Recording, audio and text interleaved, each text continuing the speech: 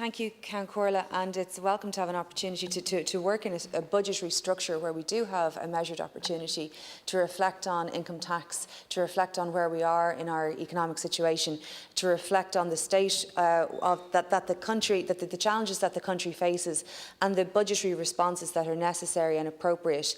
And I always welcome this process of the summer economic statements and the autumn statements, because it shows a state that is reflective, that's thinking, that is planning, that is reflecting on the challenges and the information as it's coming, and doing so in a really open and transparent way.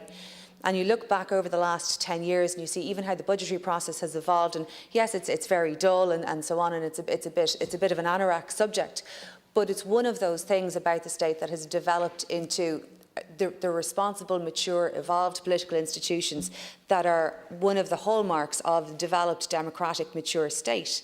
But one of the other things is setting out, setting out the reality of the need to protect the centre, the reality to need to protect where our income tax is coming from and the conditions around that.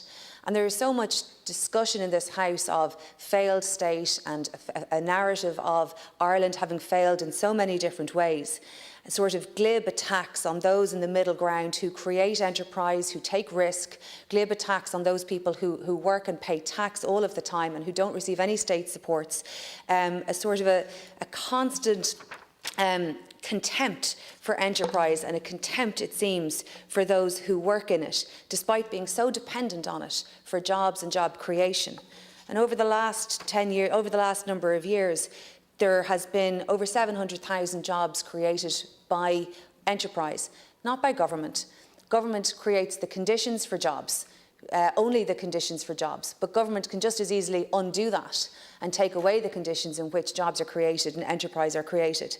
And you just have to ask a basic question, because I never hear it from opposition benches.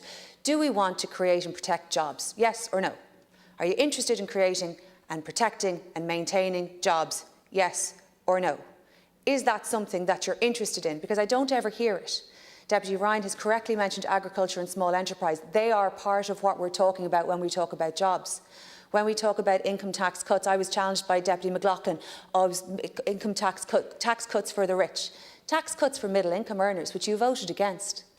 And so I ask these questions: are you interested in creating and maintaining jobs? Because I remember unemployment at 15 and 16%.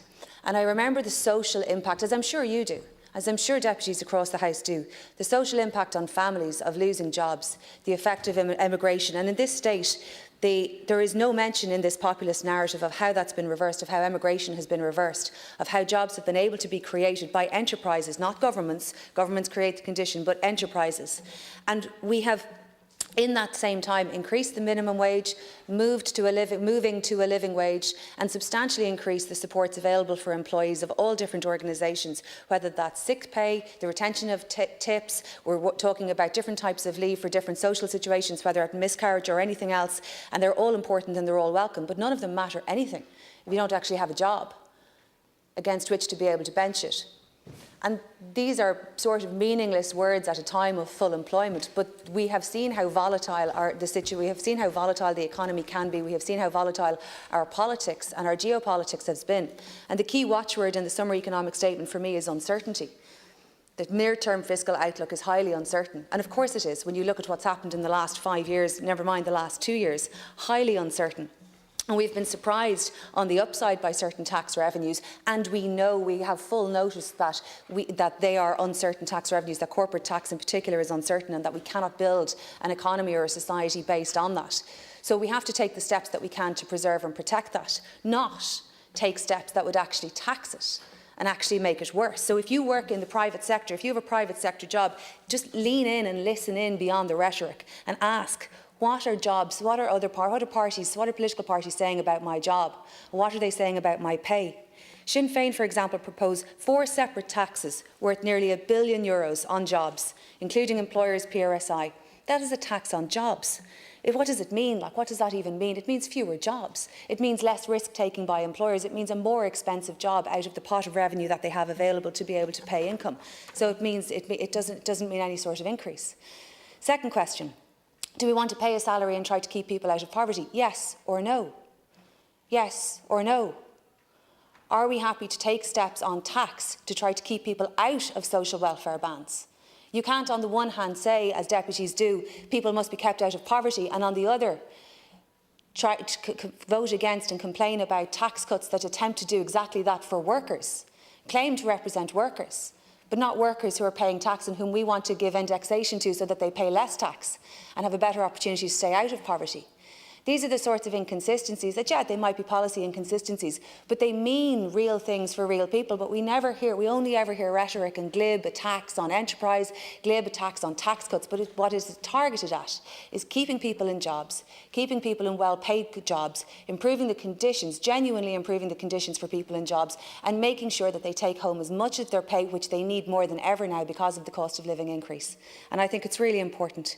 So in the preparation for Budget 2023, the priorities that I have and that Fine Gael have are maintaining the conditions in a highly volatile and uncertain world where we can retain employment, where we can continue to attract employment, because we know what a hugely important social measure that is, as well as an economic measure. It's about making work pay and making sure that people, particularly on middle incomes, who are so caught and so pressed in between not receiving state supports and offering them the chance of taking home more of their pay. Those are the things that are most important to my party and to me, and I look forward to the budget that delivers that. Thank you.